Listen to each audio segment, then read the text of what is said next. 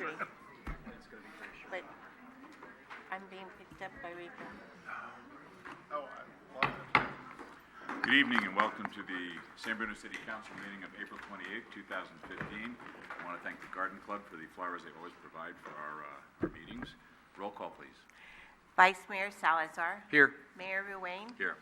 Councilmember Medina. Here. Councilmember Ibera. Here. And Councilmember O'Connell is excused with notice this meeting. The Pledge of Allegiance. Connie, would you lead us in the pledge, please? Pledge allegiance to the flag of the United States of America and to the republic for which it stands, one nation, under God, indivisible, with liberty and justice for all. Thank you. We have a number of announcements this evening. First of all, Operation Clean Sweep will be held this Saturday, May 2nd, from 9 a.m. to 1 p.m. at San Bruno City Park, and you can register at www.sanbruno.ca.gov, and I have some goodies to show you.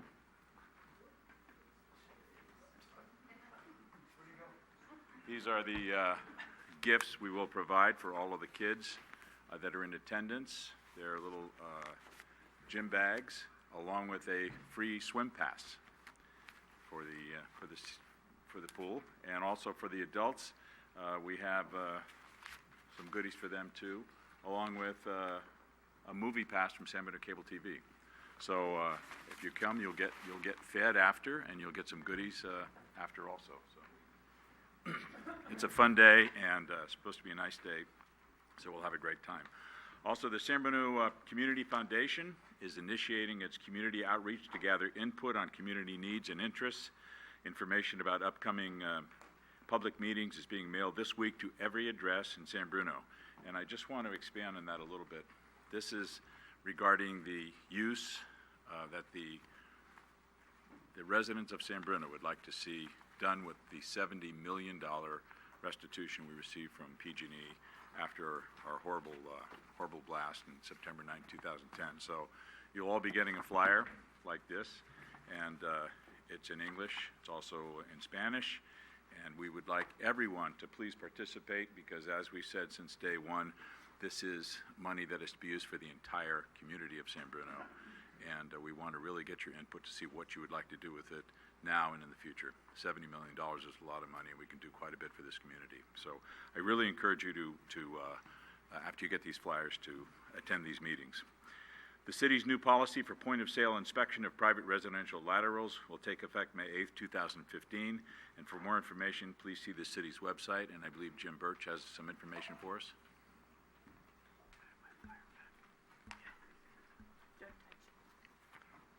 I pushed the button, but it's not going. Oh, it works. Okay. Honorable Mayor, members of council, just a brief update on the point-of-sale program. As you said, it starts May 8th, and just wanted to brief the council on what we've been doing to prepare for that start date.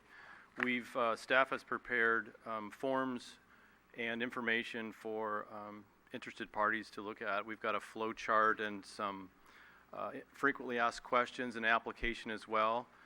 But I also want to let the council know that we met with the San Mateo County Association of Realtors on the 15th of March.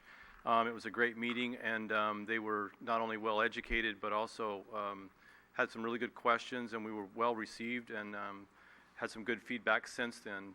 To date, we've had about 20 people that have picked up the packets, and one I think that's gone all the way through the process, submitted the video, and even though their particular sale was exempt, they still wanted the certificate to provide that to the prospective buyer of this particular property. So we have these forms, as you said, on our website. We've also have them at the public services counter and the building services counter, and be happy to answer questions if you have any.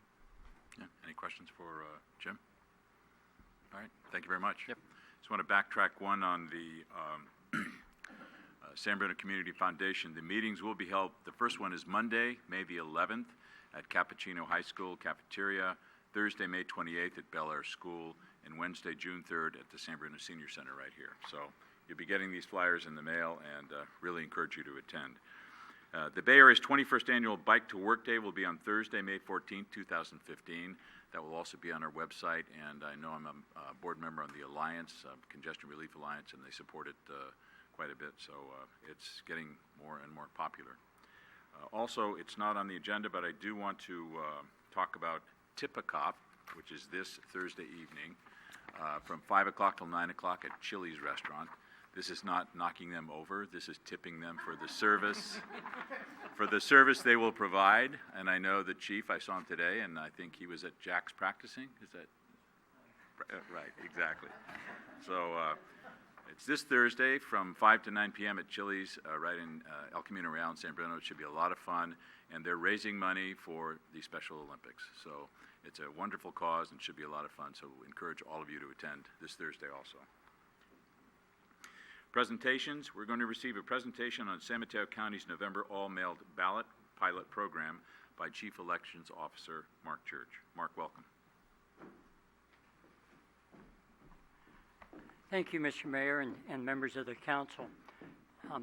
Pleasure to be here in the city of San Bruno. Joining me this evening is Jamie Carrillo, a member of my staff from the Elections Registration Division.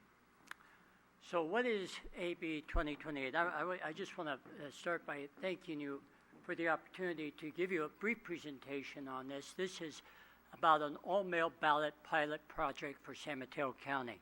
And AB 2028 is an expansion of the Yolo County pilot program to include San Mateo County.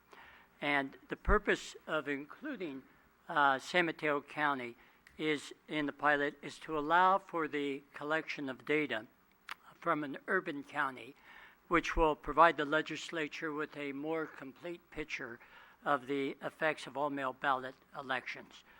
San Mateo County was selected by the state legislature for this project because we are an urban and a diverse county. We have experience in conducting all-mail ballot elections, and there's a growing trend towards voting by mail in San Mateo County. In terms of how AB 2028 will be implemented, the pilot project applies to local special elections and to consolidated municipal, special district, and school district elections. It authorizes the county to conduct up to 3 elections entirely by mail until January 1 of 2018. And we are targeting all-mail elections for our November 2015 and 2017 local consolidated elections and one other local special election, which as of now has not yet been determined. So what are the requirements of AB 2028? Every voter will get a ballot in the mail, even if the voter has not signed up to vote by mail. And in this program, all return envelopes for the ballots will be postage prepaid. In our current vote by mail program, we do not pay the postage. Also, although we call this an all-mail ballot election, there will be a limited number of polling places throughout the county. And the law calls for at least one polling place in each city in the county. So voters will still have the opportunity to vote at the polls if they want. And like Yolo County, San Mateo will report back to the state legislature and the Secretary of State on such factors as voter turnout, election costs, demographic information, and will provide a comparison with prior elections run in the traditional format. The potential benefits are significant. We have found that elections conducted strictly by mail can lead to an increase in voter participation and cost savings. In May of 2011, as authorized by our county charter, we conducted a countywide all-mail special election to fill a vacancy on the Board of Supervisors, including 3 local school district measures. The turnout in that election was 26%. In contrast, a special countywide standalone traditional election was held in April of 1997 to fill a vacancy on the Board of Supervisors, and the turnout in that election was 15.6%.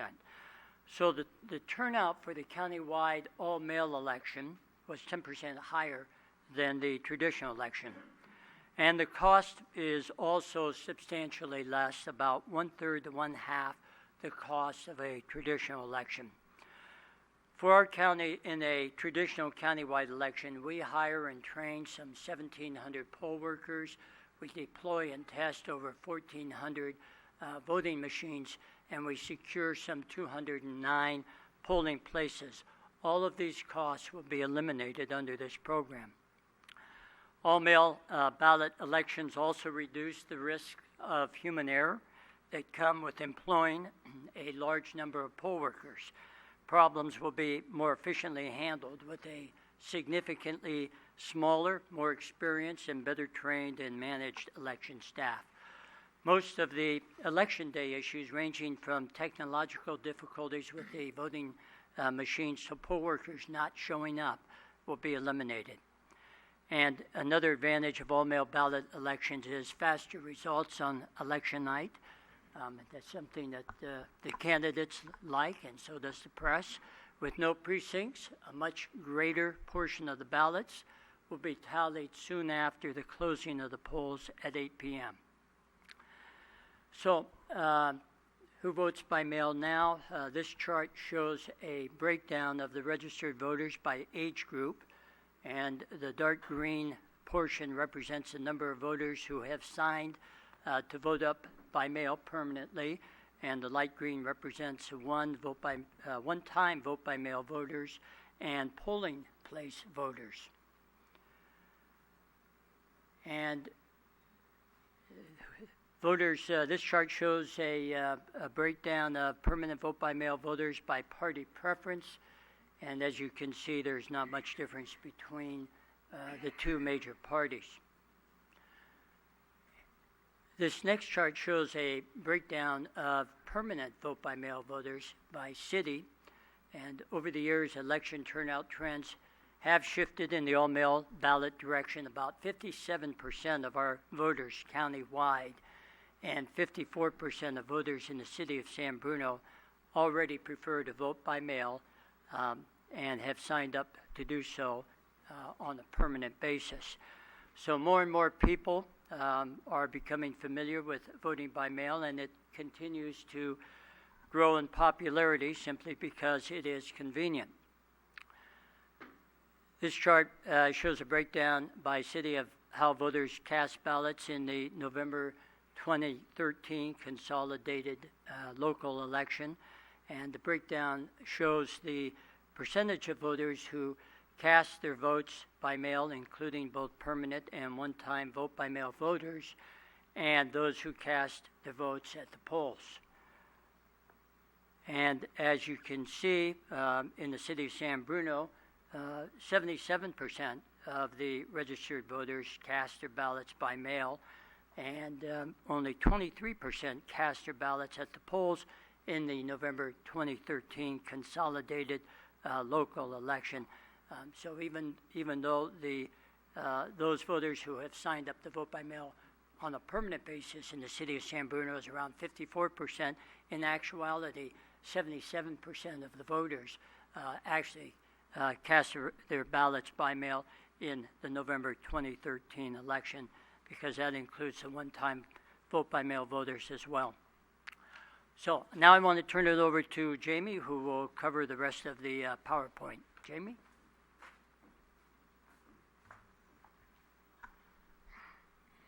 Okay, so although AB 2028 calls for an all-mailed ballot election, it is important to realize that there are other voting options. So as with every other election, there will be one drop-off location located at each city or town hall for 28 days before the election during normal business hours.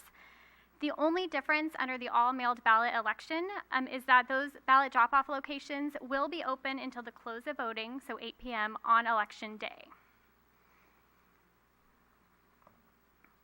Again, the same as every other election, we will have our 2 voting centers open beginning 29 days before the election. One is at 40 Tower Road in San Mateo, The other is 555 County Center in Redwood City. Those will be open during normal business hours, Monday through Friday, 8 a.m. to 5 p.m., on Saturday before the election from 10 a.m. to 3 p.m., and then on Election Day from 7 a.m. to 8 p.m. There, voters can pick up a ballot, or they can vote in person, either on a paper ballot or with one of our accessibility machines.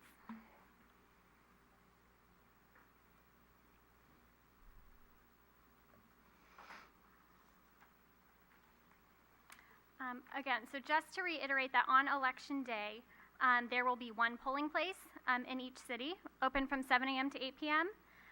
Voters can visit those to get a replacement ballot or to vote in person.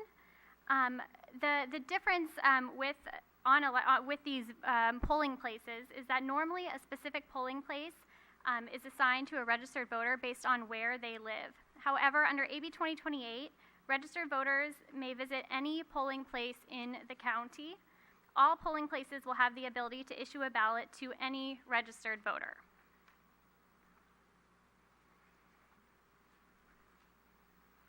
So next steps for the county. We have been creating an outreach plan that will educate all registered voters on Assembly Bill 2028, but our outreach will especially target those voters who normally go to the polls on Election Day, so everyone is aware of what to expect. I think the most important thing is outreach is a collaborative effort, so any thoughts or ideas you may have, we would love to hear. Any community groups you feel like we should be reaching out to, that information is always helpful. So each one of you has a calendar for the November election in the packet in front of you. The deadline to call a candidate election for a city is 114 days before the election. However, that falls on a Sunday, so it is extended to 113 days, which is Monday, July 13th. Although under AB 2028, jurisdictions are required to request an all-mailed ballot election by 88 days before the election, which is Friday, August 7th. We encourage you to do so as soon as possible, and even tonight would be great. To authorize an all-mailed ballot election, you are required to pass a resolution. A sample resolution drafted by our county council was provided to the cities beforehand, and at the end of this presentation, we can answer any questions on that resolution. I'm going to skip down to the last bullet, the postmark +3. It's not specific to AB 2028, but I think it is highly relevant. In the past, a ballot needed to be received by the elections office by 8 p.m. on Election Day in order to count. However, with the passage of Senate Bill 29 last year, that has changed, and the deadline to receive a ballot has been extended. So now, voted mailed ballots must be either physically received by 8 p.m. on Election Day or postmarked by Election Day and received no later than 3 days after the election, which in this case would be Friday after Election Day. I just want to conclude by saying that the success of our all-mail ballot program will depend on the participation of every city, school district, and special district in the county. Everyone will need to participate, and the governing bodies will need to authorize by resolution the all-mail ballot election at least 88 days prior to the election. And as Jamie mentioned, a template of a resolution has been prepared for your consideration at the appropriate time. The state legislature will make its decision as to whether to embrace all-mail ballot elections, as some other states have, in part based on what happens here in San Mateo County. And so this is an opportunity for us to help shape the future course of elections in the state of California. And I hope that all jurisdictions will participate and take advantage of that opportunity. So again, Mr. Mayor and members of the council, thank you for the opportunity, and we're available to answer any questions. Good. Thank you very much, Mark and Jamie. Any questions for Ken? Yes, Mark. So if the council passes a resolution, then it's a go for San Bruno for 2015? Yes, for November? Yes, you will need to agendize this matter for to have the resolution adopted and targeting the November 2015 election. And if it is adopted by all the jurisdictions that have elections in November, then we will proceed with the all-mail ballot election. But every jurisdiction has to adopt the resolution. Okay. And so we are, All or this is the noth- reason all- for all my or hoarse nothing. voice, is because we're going around to all the cities and school districts and special districts making presentations and explaining what AB 2028 is all about. Great. Yeah. Any other questions?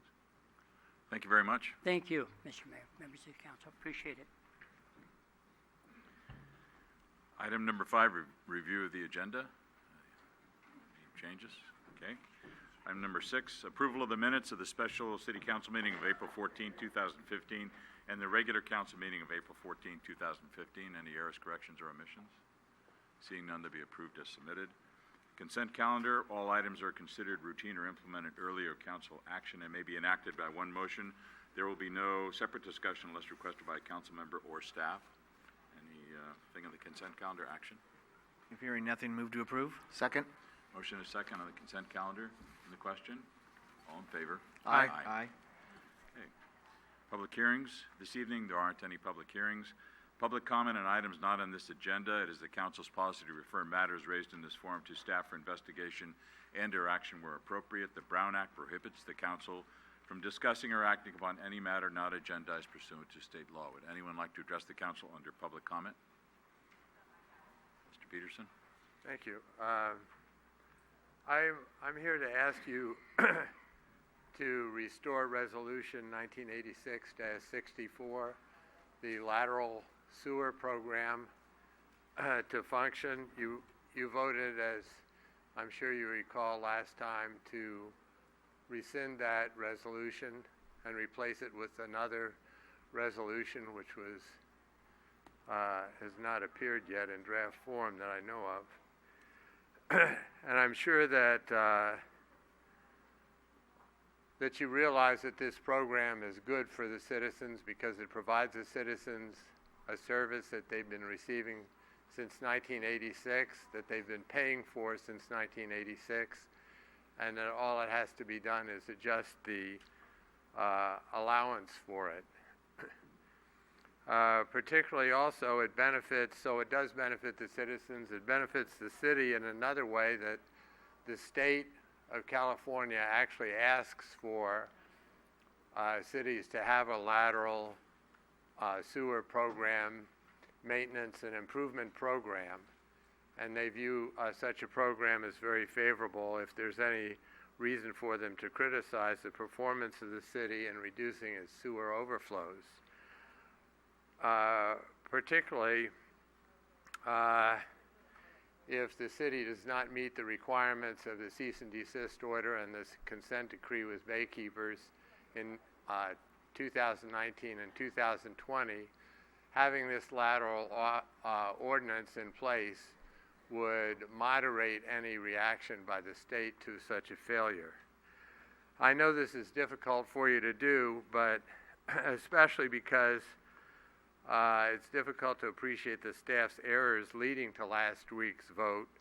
One of them is that the sanitary sewer overflows were over-reported substantially to the state, which affected the fine and the criticism from baykeepers. And the graph that the staff prepared was grossly overestimated the future costs of the lateral program because it included costs that could not be known at this time. And in addition, the staff's report missed the calling attention to the state's favorable review of a lateral program. Robert's Rules of Order, newly revised as a parliamentary rules that you operate under, allow for reconsideration of a motion and of a resolution and rescinding it and replacing it with another, especially if it's done shortly after an earlier approval, which was at the last meeting. this would be your first opportunity to do this. I'd like to recommend to you that you do that. If you have any questions, I'd be happy to answer them. Thank you. Thank you. Anyone else under public comment? Hello. Could you state your name and your street, please? That would help, wouldn't it? It's Alessandra Clark. I live on Madison Avenue. As a member of the San Bruno fundraisers group, I just wanted to make an announcement letting everybody know about the walkathon and potluck. We're planning that for this Sunday, May 3rd. So you guys are going to clean up the park and we're going to mess it right back up. We're planning on having food and fun, face painting, games, a raffle. Basically, we're going to use this as an opportunity to kind of get the community together, kind of let our hair down a little bit because we've all been pretty stressed with everything that's been going on within the school district. We're hoping that a number of our teachers will be attending as well. And during that time, we're also going to be conducting a walkathon where we'll be going twice around the park and just having all kinds of fun with the students, teachers, and community. So I just wanted to bring that to everybody's attention. What are the hours? Oh, that would help. 9 to 3. 9 to 3. 9 to 3. Mm-hmm. Thank you. Good evening, council members. Jim Evangelist, 105 DeSoto Way. I know it's late in the game, but the point of sale ordinance, as written, from what I understand of it, is, I think, significantly lacking in appropriate test measures for the homes that are going to be going up for sale. The camera testing system, although it does provide some significant information, it doesn't really get to the meat of the matter and whether or not the sewer lateral is able to hold water or if it allows exfiltration or infiltration. That can be done by either a water test, air test, or now there's some very accurate electronic devices that are apparently quite simple to operate. That can really test if the lateral is in need of repair, in which case it would be repaired, and if it didn't need repair, then there wouldn't be a cost associated with that. So, thank you. All right, thank you. Anyone else? Marty Medina, Garden Avenue. In case anybody was driving along San Bruno Avenue in El Camino today, there was a rally, and there was probably over 100 residents and teachers that were on the corners and trying to draw attention to one of the things you're going to be addressing tonight, which is a huge deficit for our San Bruno Public School Park School District. The last meeting that I attended, they were talking about closing the school for next year. So, looking forward to a positive resolution. Also wanted to commend the San Bruno Community Foundation for their outreach. These flyers have been going around, and there is now a chance for the public to comment on what they want to do with that $70 million that PG&E settled with the city.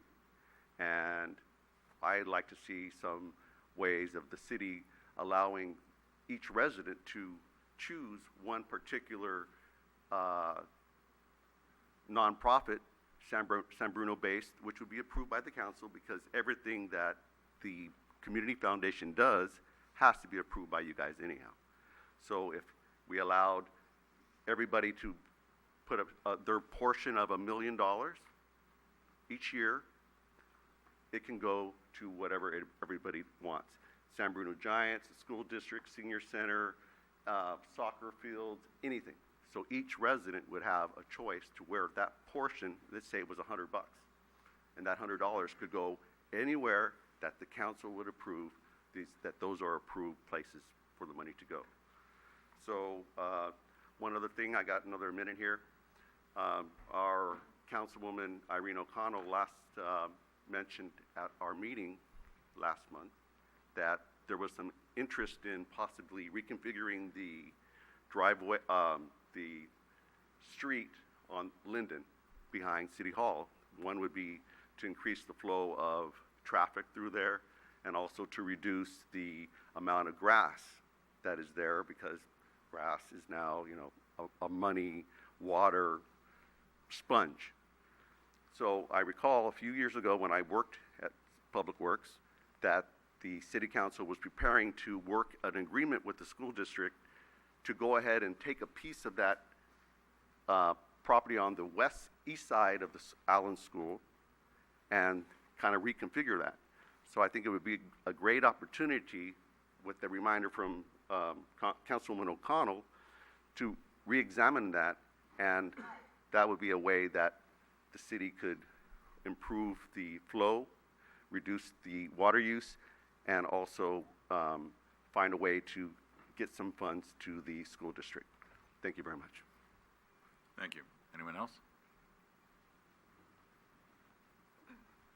Hi, my name is Cynthia Dasho, and I'm on Elm Avenue. I wanted to address the City Council and thank, in particular, Councilman Rico Mendita for putting the resolution for the San Bruno Park School District. I also want, and I'm sure you guys know, but I also wanted to bring to your attention the new superintendent that has been hired for next year, and I just wanted to put an appeal out for the council to hopefully see this as a fresh start for interaction between the school board and the city, because as you are well aware, we're having so many issues with our school district and the budget and cuts, and this isn't going to be resolved really anytime soon. So I think continued due diligence and perhaps support at some meetings, being willing and open to working with the school board would be really great, because this will impact our city in so many ways, with how our city is perceived, property values, parents wanting to come to San Bruno and putting their children into our schools, which they're wonderful schools. So thank you to the city council member, Medina, and thank you. Thank you. Anyone else under public comment? All right, move right on to conduct of business. Our first item is item A, adopt a resolution establishing an Adopt a Park program as recommended by the Park and Recreation Commission.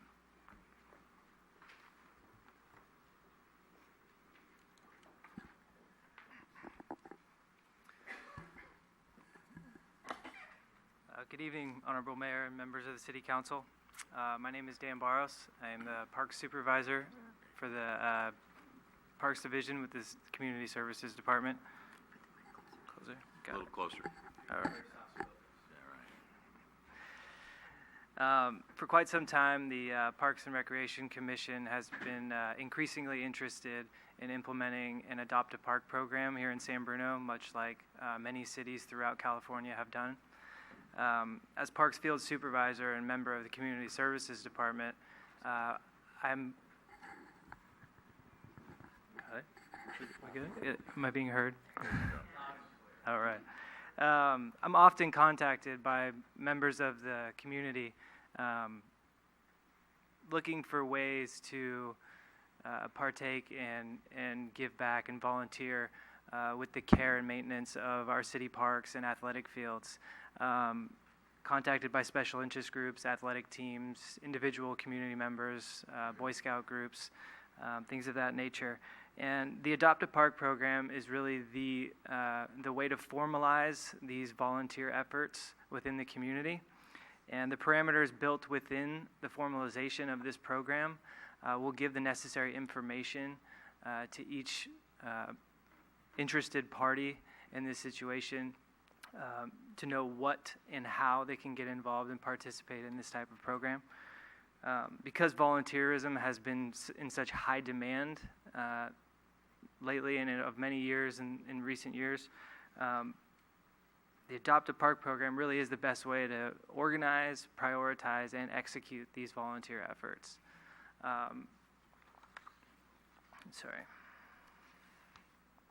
And the comprehensive Adopt a Park program it provides all the necessary elements for a volunteer group to successfully participate.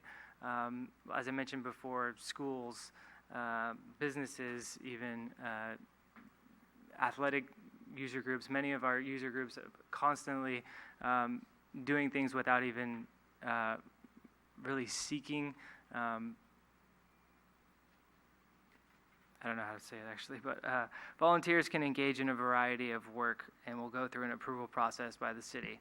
Some of this work will include basic maintenance as painting, benches, buildings, facilities and equipment within the parks, planting and maintaining vegetation and landscaped areas, open space vegetation areas, the removal of litter and graffiti, and general cleanup of picnic areas and park playgrounds. Staff will provide the necessary training regards to procedures and safety when doing this type of work within the park system, just to ensure that the satisfaction that we anticipate from these user groups doing the volunteer works and the needs that of the agreed upon agreement is being met. Additionally, a formalized program will give the recognition that is deserved to these volunteer efforts, and it will also, with that recognition, it will encourage more people and user groups to volunteer as well. And although we prohibit the branding or placing anyone's name or logo at the park or facility, we will be recognizing these volunteers in other ways. For instance, acknowledging them in our community services activity guide, acknowledgement in the Focus newsletter, and of some adoptions of 1 year or longer, or a generous dollar value. Their inclusion of their name will be placed on a plaque at City Hall. The Commission also discussed including city facilities such as the Recreation Center and Senior Center, but that is to be done at a future time as the phased approach right now with the recreational areas will give staff time to focus and establish the program through the process that we intend to do. That concludes my report for this evening. I'd be happy to accept any questions at this time. Any questions for staff? Ken? Through the chair.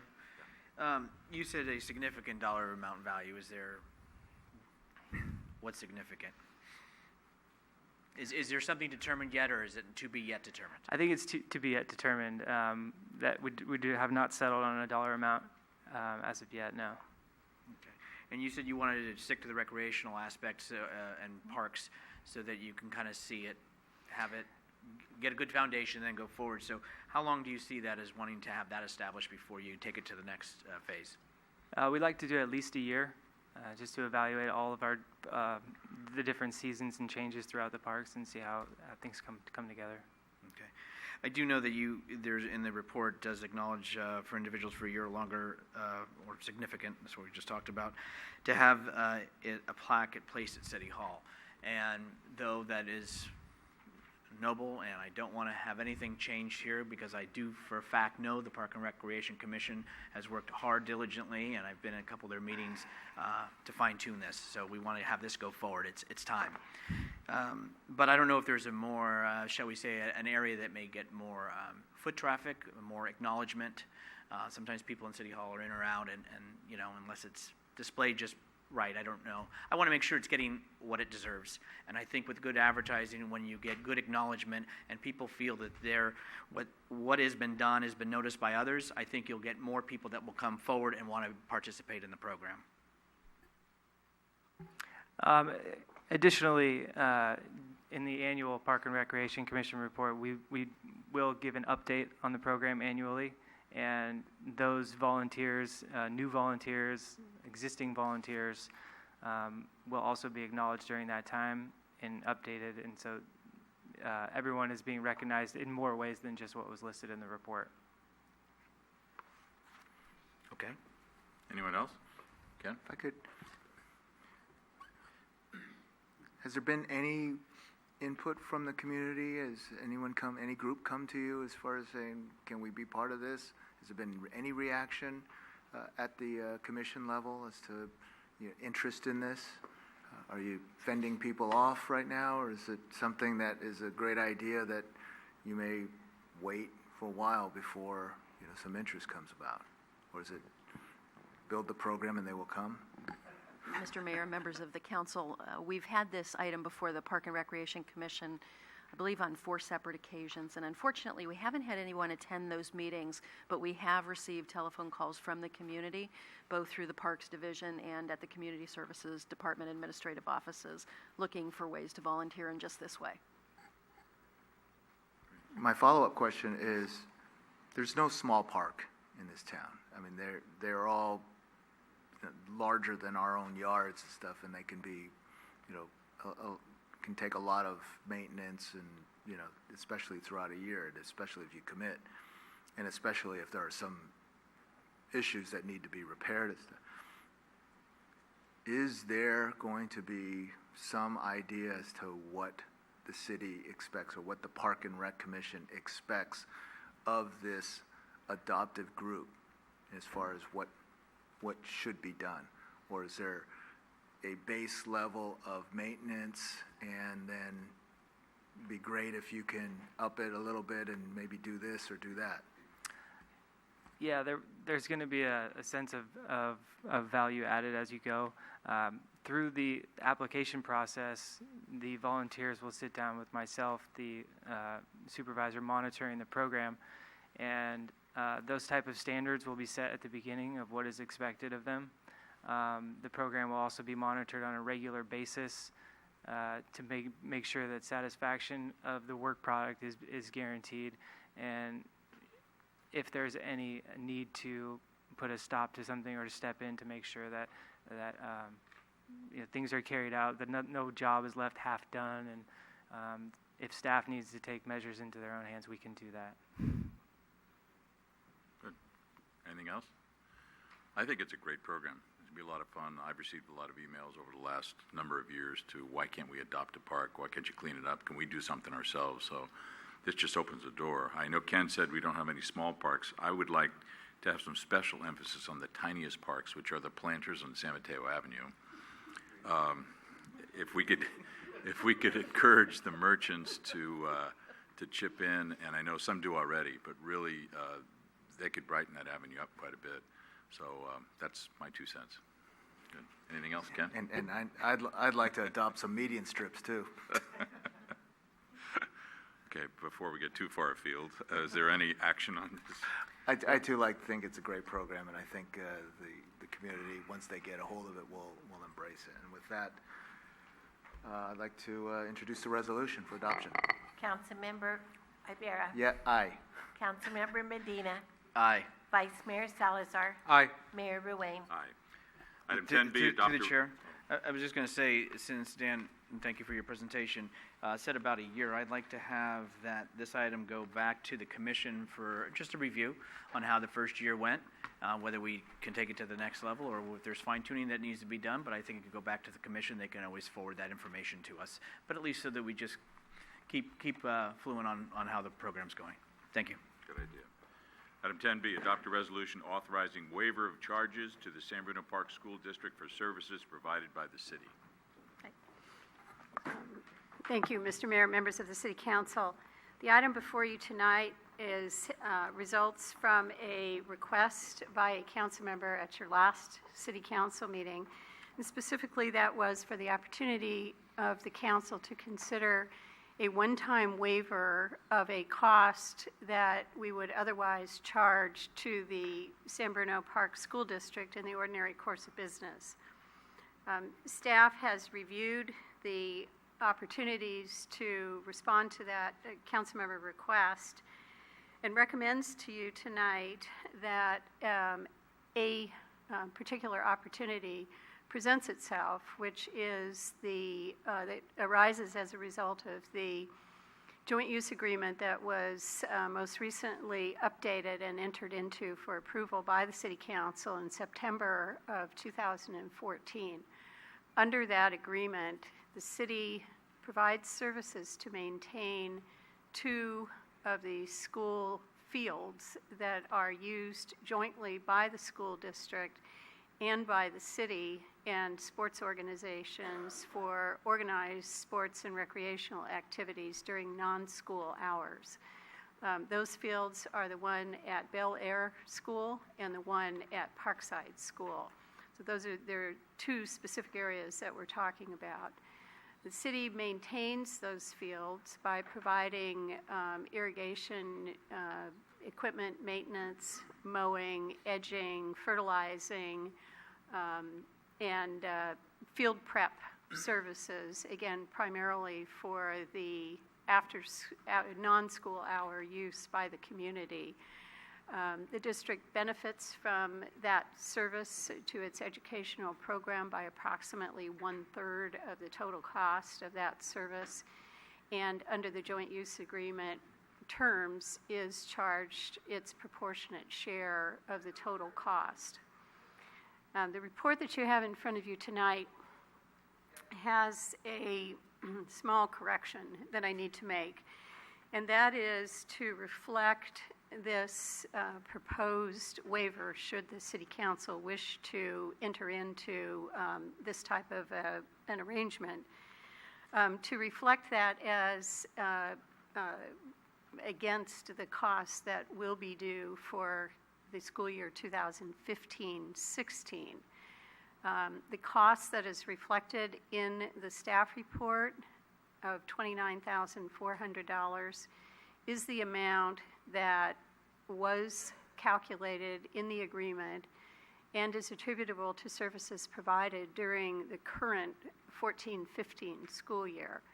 I was unaware at the time that the report was provided that the district has in fact already paid. They did so in January for the 14-15 school year. Under the terms of the agreement, the next year's payment is due July 1st. And based on our best calculation, according to the formula set forth in the agreement, the cost of those services for the 15-16 year is $30,235. Again, that amount has not yet been billed to the school district and has not yet been paid. The proposal, should the City Council wish to enter into this arrangement, is that that cost could be waived, and the services, since this is really only 1/3 of the total cost of the service, and the fields are vital to not only the educational program but to the community's recreational and sports programs, those services would continue at the current level unless, obviously, unless directed otherwise by the City Council. This would simply mean a loss of revenue, of anticipated revenue to the city, and it would represent a reduction in cost to the school district. And I need to be clear and specific, and just in case there's any confusion about the following issue, and that is that a one-time waiver of cost, again, results in a reduction of costs to the school district. It does not then directly make or facilitate a contribution to the fundraising initiatives that have been undertaken by a group of concerned parents related to the school district's deficit situation or their plans to raise sufficient funds to potentially allow restoration of some of the programs or services that the district has determined it needs to reduce in order to balance its budget for the coming school year. Staff recommends that if your intent is to take this action, and if your intent is by that action to benefit the parent fundraising efforts, that the City Council should direct that a waiver of the district's $30,235 cost for the coming school year be presented to the district specifically with a request that the school board treat the cost waiver as the city's in-kind contribution to the parents group. And I make that recommendation only in order to be it's very clear that the district is under no obligation to accept a reduction to their costs as an in lieu contribution or in-kind contribution to the parents group. No monies would actually change hands, but that's the whole point. The district would not be required to provide a cost that would otherwise be due and payable to the city. And just before I close, I would call to your attention the fact that, as we have previously discussed on several previous occasions with the City Council, the city does routinely provide a wide variety of services at no cost or at a very substantially reduced cost to the school district in recognition of the importance that quality education provides to the community as a whole. In your packet, as part of the staff report, is a list of a representative sampling of the types of services and programs that have been provided year in and year out to the school district, to the children of our community in support of their educational program and their educational achievement. Again, staff continues to believe that these programs and support services are important to the overall health and vitality of the community, and I point them out only to highlight the fact that the City Council has consistently and for a long period of time actively supported education and quality education in the San Bruno community, and out of a strong recognition of the importance that such services provide to the overall health and vitality of the community at large. So I'm happy to answer any questions. Any questions for staff? Through the chair. Just one question. If we forego this revenue, then it would, I imagine we have enough surplus in our income so far this year that to offset that without having to dip into a reserve or anything to balance. Sure, and thank you for asking that question. The $30,000 would otherwise be reflected as anticipated revenue for the 15-16 fiscal year. If you take action tonight, as just described, that revenue would be eliminated from the budget that we're currently preparing to present to you in June. And it would represent a reduction of anticipated revenues to the city by that amount. Okay. For the coming year. Thank you. Just a comment. I have an issue, and the issue is I'm not really in favor of using one entity's general fund money, meaning San Bruno's, to subsidize another totally separate entity that's supposed to manage themselves on their own. Having said that, the district has some real issues that have developed over the last numbers of years. It just didn't happen this year. I am totally and completely in favor of what the parents are trying to do, what the teachers are trying to do for the kids, because they're the ones that ultimately suffer. So if we're going to do this, and I'm in favor of it, with the caveat that, in fact, we put something in there that it does go, if they're reducing their general fund deficit for what these parents and teachers have been fighting for. So I, just like the foundation is not going to subsidize the city of San Bruno with the $70 million, we're on our own. The same thing, I believe, applies to this particular situation. Anyone else? Rico? Yeah, thanks for those comments, and I would agree with the mayor's statement, and Connie, with your comment. Again, this isn't going to solve everything, but it is something that the city can do to ensure that we continue programs. We try to assist the school district because, again, we are one community. Thank you. Just to let you know, I'm one of the two that sit on the subcommittee with the school district. So we do periodically get together, and I will welcome, and as one member of the subcommittee, look forward to meeting with the new superintendent and two of the school board members and to see where we can go from here together. Because, as we know, the schools are vital to our community, and in essence, we're all under one roof. We may have two different bodies that are elected, but in essence, we serve the same people. So this is just something that isn't going to solve everything, and I'm looking for this as a one-time deal because our mission here is not to fund or bail out schools. But I think this is something we can do in these unique times that some tough decisions have had to be made, which have been made. But unfortunately, as was said, it's been a long time getting here, and now it's gonna hurt until we can get ourselves back on the right road. Ken, anything? I just also echo those comments.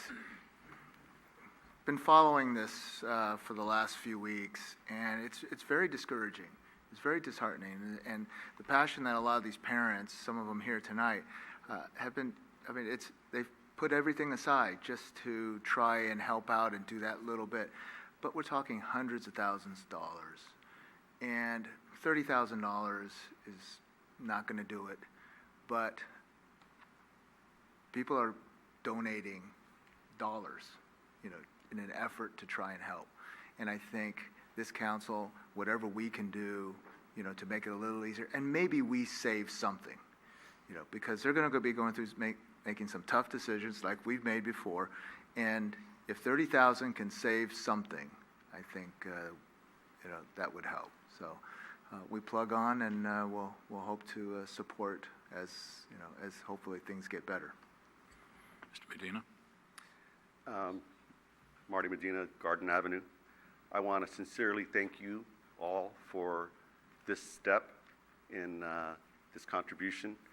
The goal is to raise $191,000. We were challenged by Pat Flynn that if we raised $191,000, we would save 4 teaching positions for K through 3 for this coming year, and by some magic with the state, we would get another 3 saved the following year. So we'd get a total of 7 teachers that would remain teaching our kids.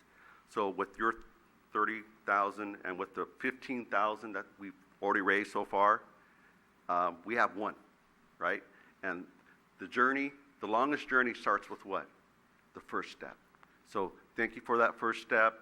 I'm asking you also if we can maybe find other ways to kind of get together with the new superintendent, with the community, and how we could maybe find other ways to work together in saving money for the district. Thank you very much.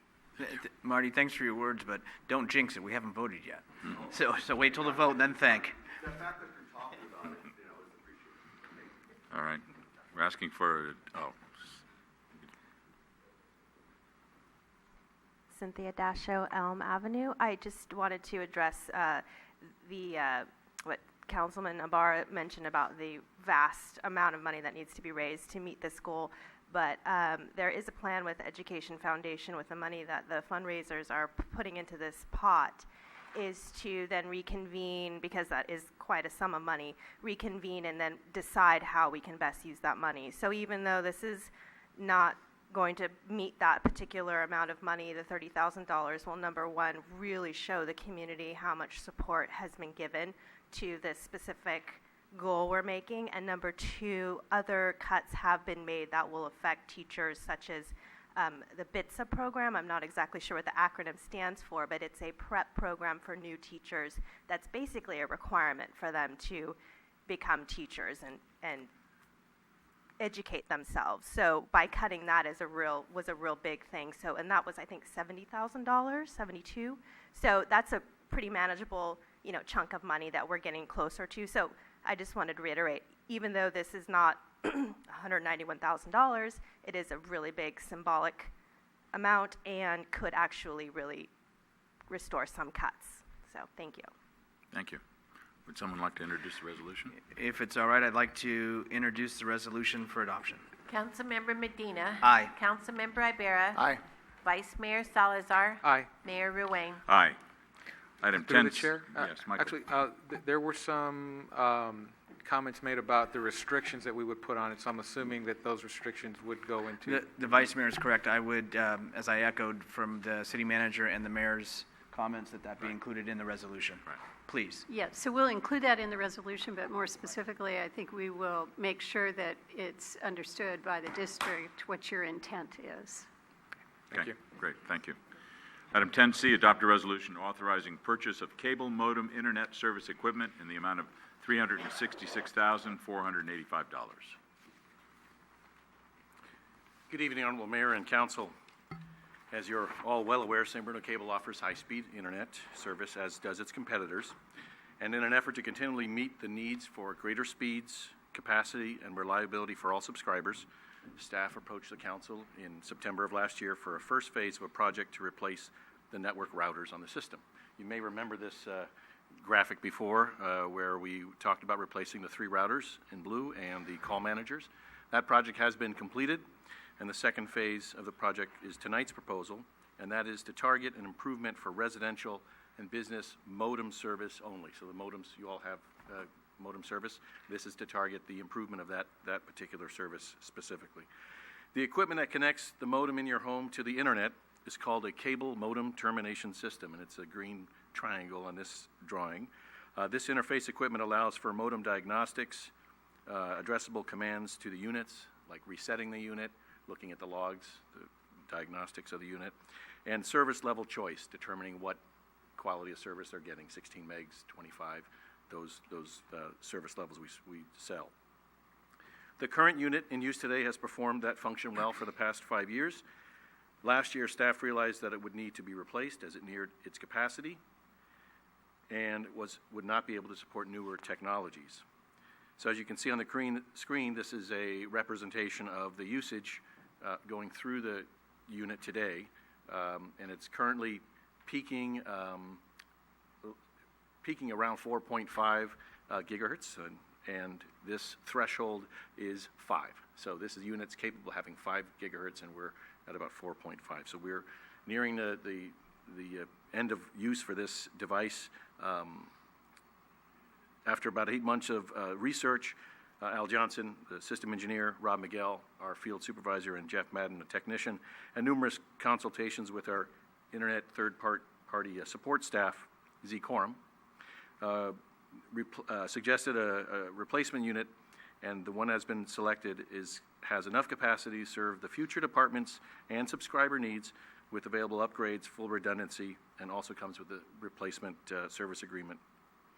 Once deployed, this equipment would allow the system to offer increased speeds and more efficient service. The current plan is to increase the speeds for level 1 customers, currently at 16 megabits per second, to double it at about 30 megabits per second. In addition, the FCC will soon define the standard for internet service availability to 25 megabits per second in the coming months. We do have that service today, but it is not the standard service, and it will be required in the future.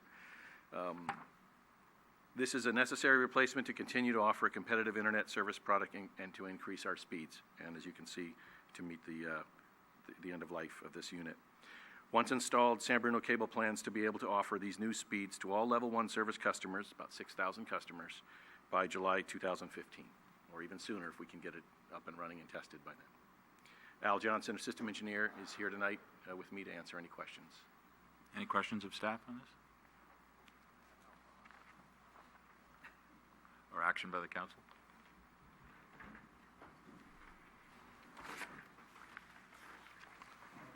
I'll introduce the resolution. Thank you.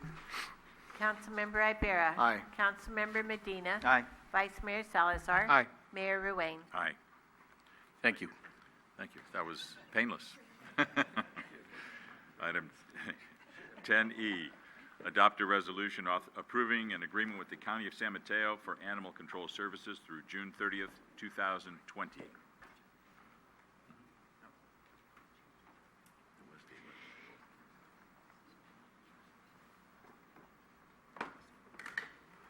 Oh, I skipped one. I'm sorry.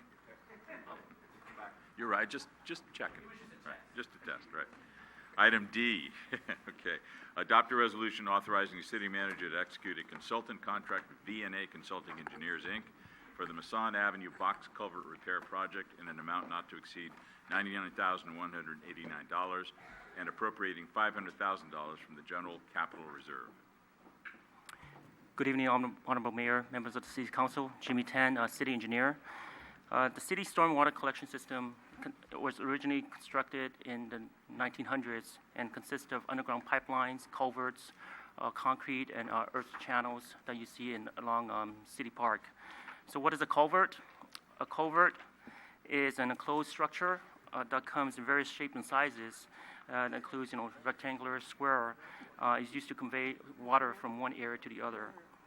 So one of the city's box culvert is located between San Bruno Avenue and Keynes Avenue, as you see on this map here. This culvert is important because it conveys a lot of the stormwater from the upper area, which is not shown, all the way starting from Skyline 35 down to the San Bruno Channel over in Pine Street. As you can see from the slide as well, this box culvert runs underneath several houses, commercial properties, and across the city's public right-of-way. During a heavy storm back on December 11th, this box culvert segment reached its full capacity, and the resulting pressure in the box culvert created an uplift force and damaged the pavement along Masson Avenue. Here are some pictures of the extent of the damage in Masson. There's another one here as well, and the sidewalk. After the rain event, the city performed a visual inspection inside the box culvert to determine what the damage was, and it noticed that there was some separation between the top of the box culvert, and there's some exposed rebar and deformation or deterioration of the concrete inside the box culvert as well. Staff also, to allow access to the residents, did some preliminary mitigation to the sidewalk and the street, so that the residents, the property owner, will be able to use and access to their driveway. Staff also met with the California Governors of Emergency Services personnel and provided a cost estimate, a budgetary number, and an application to obtain funding support for the assessment and construction of this box culvert here. But unfortunately, the Office of Emergency Services denied the request for all of San Mateo County back in March 12th. But at the same time, the staff was already preparing an RFP and the scope to hire the consulting services for this project. Currently, staff is recommending a detailed assessment of the overall condition, to perform overall condition of the box culvert between Greens Avenue and Mills Avenue, as shown in the red line there. The assessment will provide the staff with the detailed information to the extent of the damage, and to see whether there's any other damages beyond Masson that we've seen during the storm. The RFP was issued back in February, and staff received 5 proposals for this project, and V&A Consulting Firm is one of the 3 companies that provide a comprehensive proposal for the assessment and design. The other 2 firms only provided the cost for the assessment portion first, but because then didn't include any of the manpower allocations for the remainder of the design work. So staff is pursuing the full scope of work for the assessment and design for this project to expedite the project. Based on evaluation, staff is recommending V&A to provide the assessment and the engineering services for this project. And V&A also did a similar project for the city back in 2000 on Green Avenue. The cost for this project is approximately $99,000. The scope of work includes preparing the condition assessment, a detailed final design, bid documents, and providing construction support. And the scope of work also includes the design for Eastern Avenue. There was some minor upheave of the pavement in that area, but we have to determine the extent of the damage through the assessment. The schedule-wise, the staff estimates the design and assessment would take approximately 4 months, to be completed by October, and the construction as early as spring of 2016. As for the fiscal impact, there are currently no funding for the storm water for the capital improvements. The only dedicated stormwater funds available is for the city's operations and maintenance that comes from the stormwater fees that are collected through the property tax. The amount of that revenue it's budgeted to be about $600,000, but that's just to fund the stormwater operations cost. So therefore, staff is requesting an appropriation of $500,000 from the general capital reserve to cover the design and anticipated construction costs and staff management for this project. And this is an estimated cost for now until we know the extent of the damage throughout the entire segment.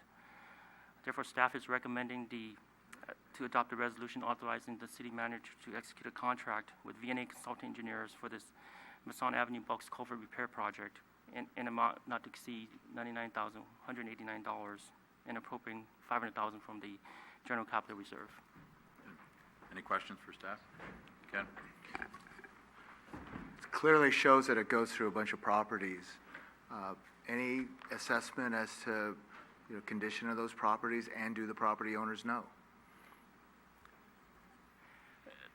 The property owner at the fronting the damage location at Masson knows that there is a box culvert that runs underneath his property.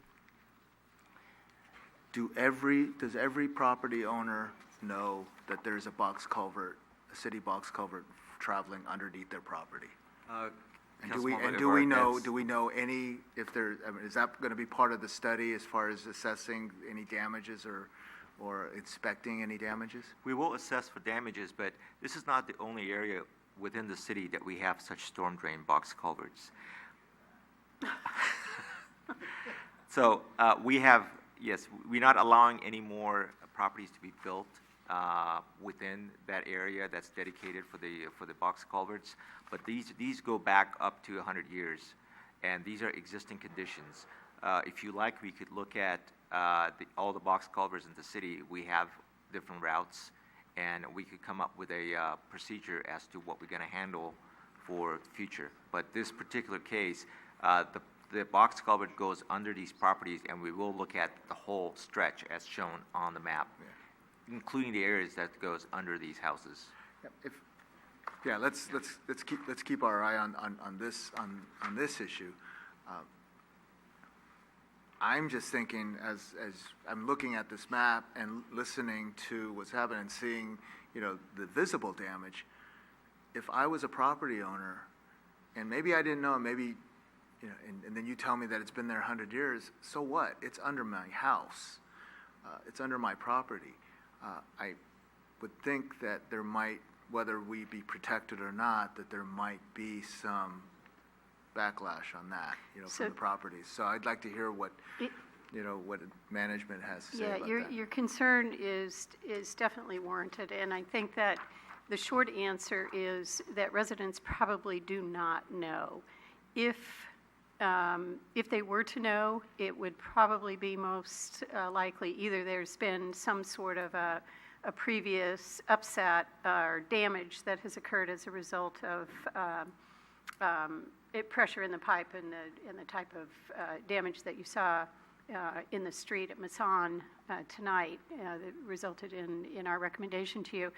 But if, in fact, there is an easement recorded, and I say if because given the age of these utility or these structures, I can't give you absolute confidence that recorded easements exist in all of the locations where the underground culverts are located.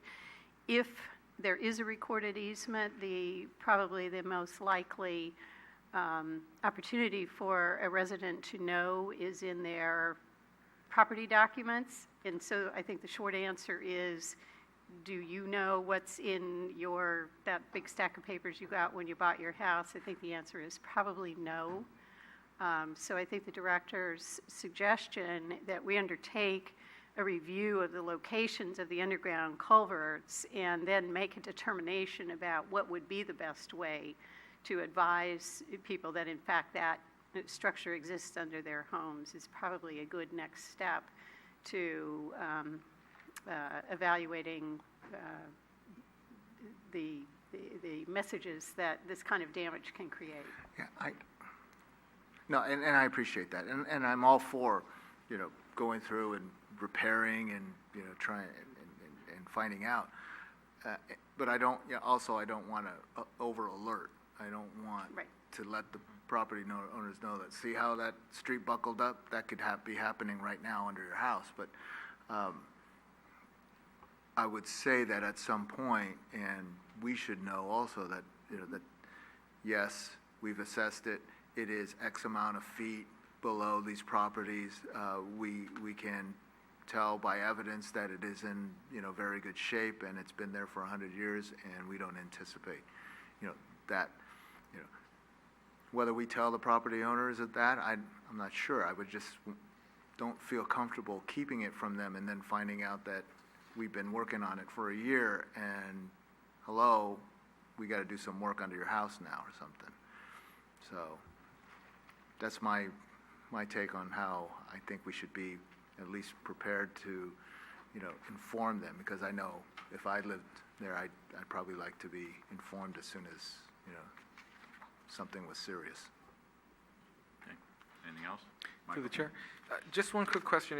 The price actually seems a little high to me compared to the construction cost. It's like a third of the construction cost. So I'm wondering what's really involved in the inspection and design. You're just designing basically a concrete square, so I imagine most of the expense goes into the evaluation.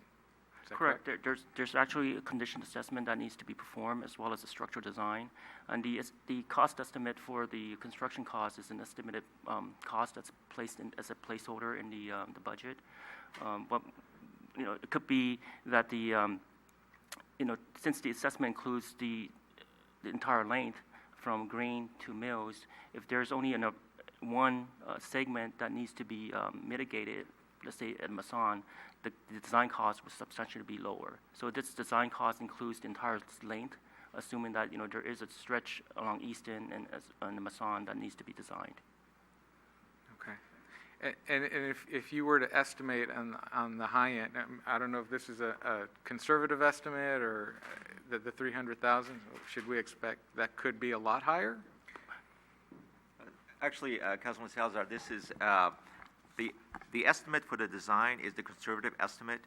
However, the construction, we don't know at the moment. Just a guess. Condition, just a guess. But the thing is that we're not really planning to reconstruct the whole box culvert. What we expect is the connection from the top, because of the hydrostatic pressure that pushes the top up, and you don't have any kind of weight bearing down on the portion that's under the street. It's possible that connections may have come loose, and we're hoping that the extent of the damage is minimal, but how we're actually going to repair that area and how far that repair goes, we don't really know until we do the total review and analysis of the data. So both numbers are estimates. We try to have the 99,000 be a little bit more on the high side, just in case we have to do the design, but we'll come back to you with the recommendations of what sections and for how much the construction will cost and proceed. Okay. Thank you. Anything else? Mr. Peters? This kind of construction that goes under structures can often be subject to rather drastic increases in construction cost, particularly if the stormwater structure under a house has to be replaced. On the other hand, the two things that came to mind first were that if this happened once, it could happen again, so the city might want to look at the downstream stretch of storm culvert and make sure that's clear, because that's the first thing that would cause this to go over pressure. In other words, if the water can't get out the bottom end, it's going to back up here and the pressure will increase. So you want to try to minimize the chance of it happening again. The other thought that comes to mind is when a city knows there's a dangerous condition or potentially dangerous condition that has come to light, it would be the city's responsibility to let the property owners know, not to panic them, but to at least let them know that there is a city-owned structure under their house if they don't already know it, and that you're looking into repairing it. 100 years is getting close to the end of life of that kind of structure. Thank you. Thank you. Anything else? Any action by the council? Adopt the resolution. Is it a resolution? I will adopt it. Councilmember Ibarra. Aye. Councilmember Medina. Aye. Vice Mayor Salazar. Aye. Mayor Ruane. Aye. Now we will move to 10E. Adopt a resolution approving an agreement with the County of San Mateo for animal control services through June 30th, 2020.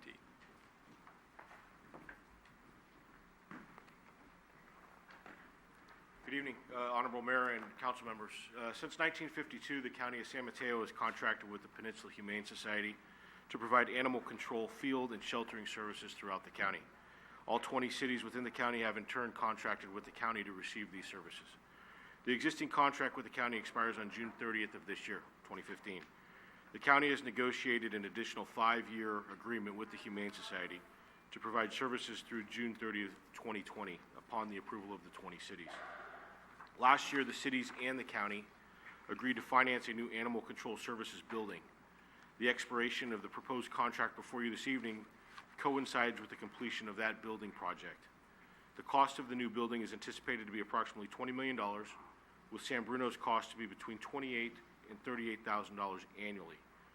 These costs are separate from the field and sheltering services costs. The significance of the timing of the completion of the building project and the expiration of this service agreement is that it affords the county, cities, a group of cities, or an individual city to seek additional animal control services options at the completion of the term. This is expected to be possible due to the city's interest in a new county-owned facility rather than relying on Humane Society facilities as we do now.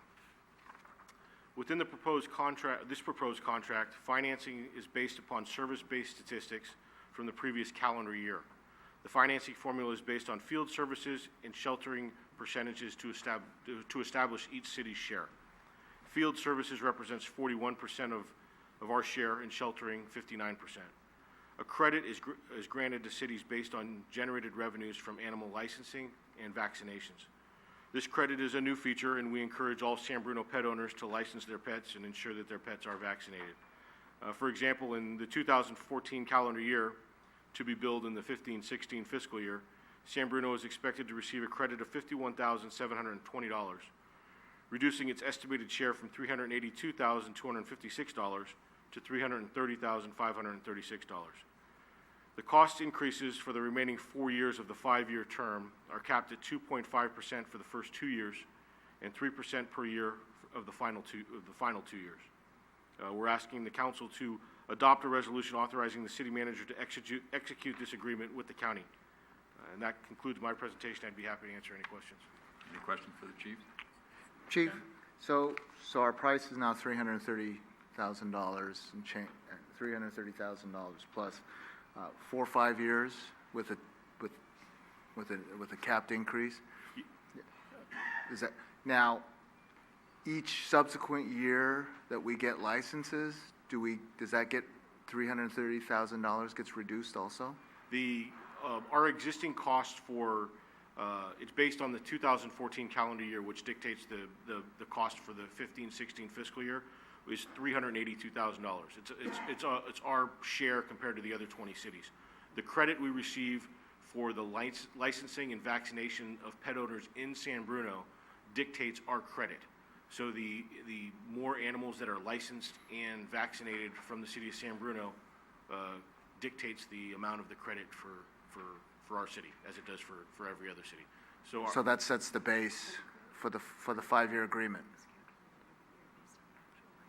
Yes, the credit is calculated every calendar year, just as that annual cost is. Okay. So it's an annual credit based and I looked at it. It's not based on population. It's based on amount of service. It's based that on each community has with the Humane Society. Yes, the Humane Society divides their services into 2 functions. One is a field services, where they actually come to the city to provide services, and the other is a sheltering service, which oftentimes involves residents going to a Humane Society facility, identifying themselves as a resident of a city, in this case San Bruno, and that would dictate what our share would be. Yeah. And in your experience in these 5-year agreements, that level of service seems to stay pretty constant? There is in various communities. Yeah, there's very little fluctuation amongst each city's share to but it's hard to forecast, it's hard to predict. Okay. The credit obviously helps a little bit, but for the last few years, the shares of each city have only moved a very small amount. Okay. So in order for reduce the cost would be to make sure every pet is licensed. Yes, in the community. the higher the number of licensed pets and vaccinated pets increases our annual credit. Great, thank you. Real quick, is there anything within the next 5-year agreement that you see as services that have been reduced or eliminated from our prior contract? I know it's only been a short time here, but. No, in fact, I've dealt with this contract in the past, and I see rather an demand for increased services.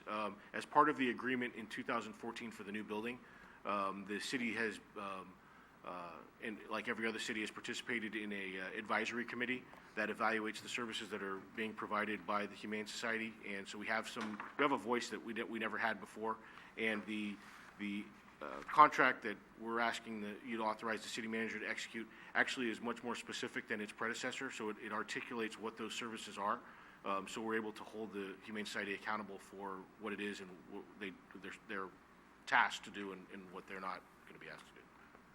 Good, I think that is probably overdue. Have more specified with the expectations, and so thank you. Anyone else or action by the council?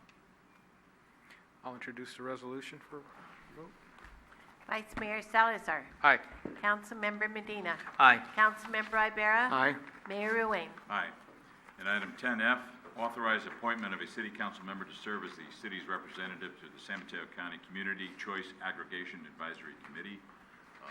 We had a presentation on this a while ago, and I would like to appoint Vice Mayor Salazar. Connie, do you have any comments? I would just add that we're being asked to, I concur with your appointment. I think that's a good choice. I was just going to recommend that we have the opportunity and are in fact being asked to appoint both a member as well as an alternate to this task force. I would recommend that you consider allowing us to provide a staff member as the alternate, and in that way we should be able to cover all of the various technical and administrative and other issues that may arise in this process. Okay. Do we need a motion on this, Mark? Or? No, Okay. we're happy to accept All right. your appointment of Councilmember Salazar, Vice Mayor Salazar. I appointed Michael Salazar, and you can appoint a staff member. So, very Perfect. good. Thank you. Great. Item 11, report of commissions, boards, and committees. There aren't any this evening. Comments from council members? Through the chair. Saturday was Relay for Life. San Bruno was the 6th one this year, and I apologize for the weather, but spirits were high, and the participants were there, and it was just a very, again, for as many years as I've been involved in Relay for Life, it has been a very emotional, very gratifying event in our community. I just want to say that my last tally is that we've raised over $50,000, probably closer to $55,000. Not quite our goal of $80,000, but I do want to encourage people to continue to donate. This community has been very generous, not only individuals but also organizations and businesses. Any questions, you can contact me at sanbrunorelay@gmail.com, and then our web address is relayforlife.org/sanbrunoca.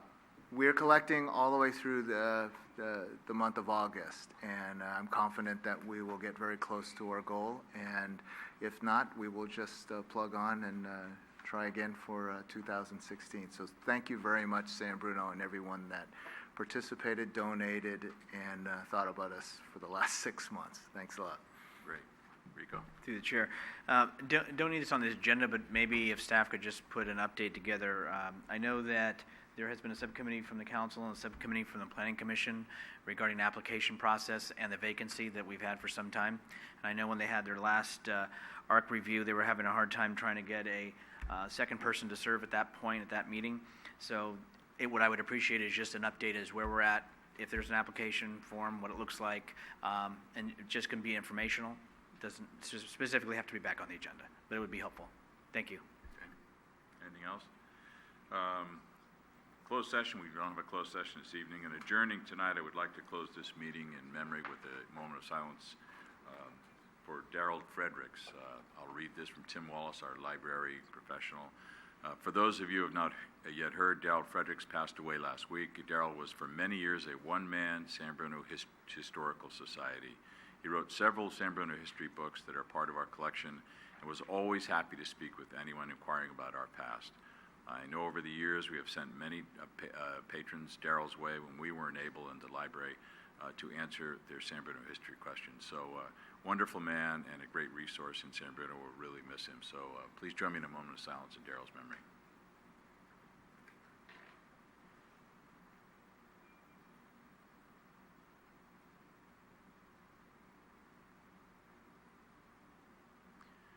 Thank you very much. This meeting is adjourned until our next council meeting right here on May 12th.